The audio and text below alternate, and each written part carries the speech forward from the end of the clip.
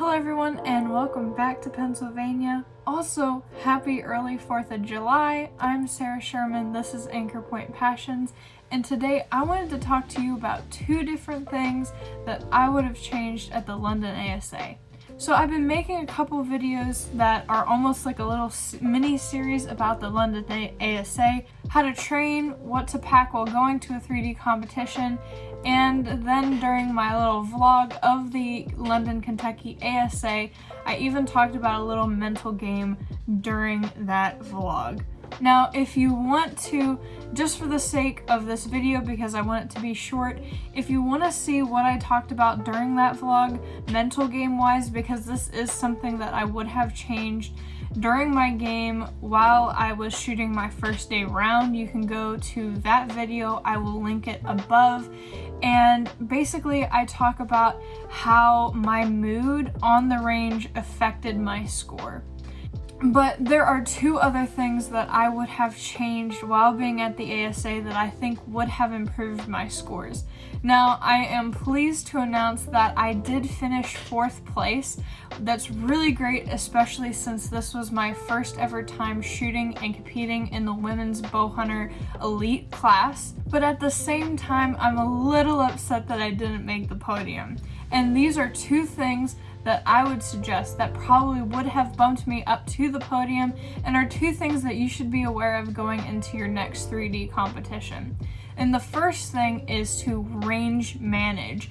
Now, this goes for a lot of different archery competitions, but especially for 3D, you always want to manage the range that you're on. This means that you're not being too aggressive. And aggressive in 3D means you're going after the 12s and you're going for every single one. And there's some classes in the ASA where you do have to go for every single 12 because everyone in your class will go for the 12s and they'll most likely hit every single one. In a lot of other divisions like my own at the London, Kentucky ASA, and just any ASA in general, so you don't need to have every single 12 to get to the top. For an example, if you go up to a target and you see that there is an arrow that's marking the upper, or maybe you can see the upper better than the lower, so maybe you could go for the upper instead.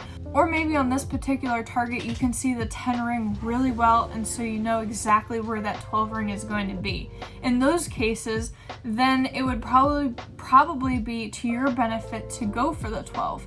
However, if you come up to a target and you really only see the silhouette of an animal, you can't really make out the 8 ring, you can't make out the core, or the 10 ring, you can't really see where anything's at on the target.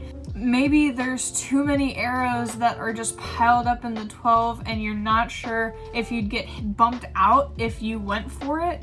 Then these are some times that you probably wouldn't go for the 12 and it would be more beneficial just to go for a 10. But by playing it safe and going for a 10 a couple different times, then all of a sudden you eliminate a lot of those risks and you save your scores. So you only have to go for a couple 12s as opposed to going for like half of the 12s for the range because you've hit a ton of 8s and 5s. The second tip that I would give is to call breakdown. I didn't even think about this weekend, but it would have been very beneficial for me. When I was out in the range, I just assumed that I wasn't shooting well because the targets were really dark and that I couldn't see, and so I was assuming that I was thinking that I was aiming for the 10 when I was really aiming for the upper, and so my arrows went higher than I had anticipated. But in the back of my head, I just knew that there was something wrong with my equipment, but I didn't say anything because I just said that it was because of the darkness and I just left it alone. Then the next day, I realized that it was my equipment that was making me hit high, and whenever I fixed it, I shot increasingly better. And when I really think about this, I really had nothing to lose if I call a breakdown. You really don't have anything to lose because even if there isn't something wrong with your bow, you still can call a breakdown just to make sure that it is all right. Alright guys, so those are my 2 tips of how to increase your scores while at a 3D competition. If you like this video, please give me a like.